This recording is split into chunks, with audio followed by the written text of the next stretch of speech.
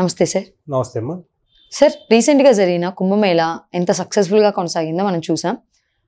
పుణ్యస్నానాలు ఆచరించిన వారికి ఏవైనా హెల్త్ ఇష్యూస్ కానీ ఇన్ఫెక్షన్స్ కానీ దరిచేరే అవకాశం ఏమన్నా ఉందంటారా? ఈ మధ్య మహాకుంభ అనేది మన దేశంలో ఒక ప్రాముఖ్యత సంతరించుకుందమ్మా. అది దాదాపు కొన్ని వందల సంవత్సరాల తర్వాత ఇటువంటిది వచ్చిందని చాలామంది ఏం చేశారు అంటే ఈ మహాకుంభ అనేది ప్రచారం కూడా అలా జరిగింది.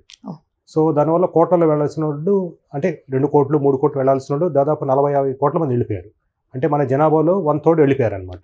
అది కూడా ఒక ప్లేస్కి వెళ్ళిపోయారు, ప్రయాగ్రాజ్ అనే ప్లేస్కి. దాన్ని అంతకుముందు మనం అలహాబాద్ అంటుండేది. సో అక్కడ త్రివేణి సంగమం ఉంటుంది, అది అందరికీ తెలిసింది, దాని గురించి మనం చెప్పనవసరం లేదు. కాకపోతే అక్కడ 2 నదులు, అవి ఎక్కడి నుంచి వస్తాయి మనకి?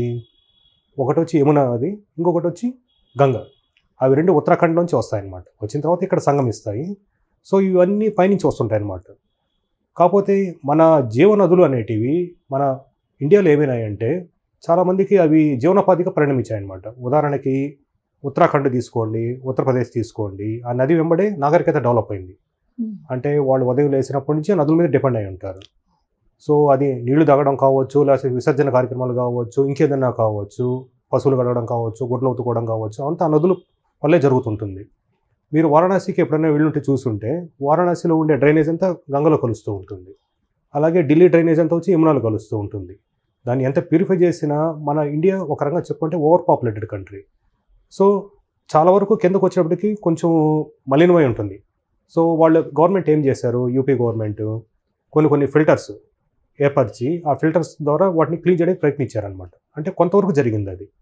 సో ఇంతమంది కోట్ల మంది పోయేటప్పటికి వీళ్ళు కూడా రిలాక్స్ కావాలి కదా, అక్కడికి వెళ్ళి వాళ్ళు నిద్రపోవాలి, వాళ్ళు అన్నం తినాలి, తర్వాత దైనందిక కార్యక్రమాలు అన్నీ చేయాలి. కాబట్టి ఏమైంది లాంగ్ టర్మ్లో, సో అక్కడ కూడా పొల్యూషన్ ఎక్కువైపోయింది.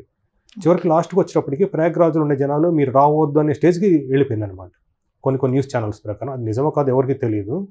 కాకపోతే మన టీవీ ఛానల్స్ చూసిన ప్రకారం కానీ, లేదు మామూలు న్యూస్ మీడియాలు చూసిన ప్రకారం కానీ దాదాపు 50-60 కోట్ల మంది వెళ్ళారని చాలామందికి అంచనా అనమాట. ఇతిమిద్దంగా ఎవరికి తెలియదు ఎంతమంది వెళ్ళారు అనేది.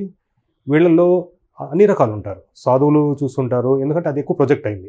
ఒక పూసలమ్మ ఆవుని చూస్తుంటారు, తర్వాత ఫేమస్ అయ్యారనమాట. తర్వాత చాలామంది ఫ్యామిలీస్ కలిసికట్టుగా వెళ్ళారనమాట. కొంతమంది ఈవెన్ న్యూస్ కూడా చూశాను, హైదరాబాద్ నుంచి, నిజామాబాద్ నుంచి, ఈవెన్ డౌన్ సైడ్ ఆంధ్ర నుంచి కూడా 2 వీలర్స్ మీద అంటే మోటార్ సైకిల్స్ వేసుకొని వెళ్ళారనమాట.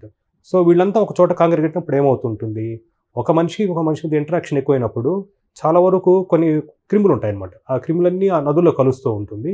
కలిసిన తర్వాత ఆ నీళ్ళలో కొన్ని వెళ్ళిపోతుంటాయి, కానీ కొన్ని అక్కడ నిలబడుతుంటాయి అన్నమాట. ఉదాహరణ నీళ్ళలో దిగారనుకోండి, ఆ నీళ్లు ప్రవహించని ప్రదేశంలో ఉన్నారనుకోండి, అక్కడ అంతకుముందు స్నానం చేసిన వాళ్ళు ఉంటారు, వాళ్ళకి సంబంధించిన క్రిములు కానీ అంటే పారాసైట్స్ కానీ అవతలకి వ్యాపించే ఆస్కారం చాలా ఉంటుంది.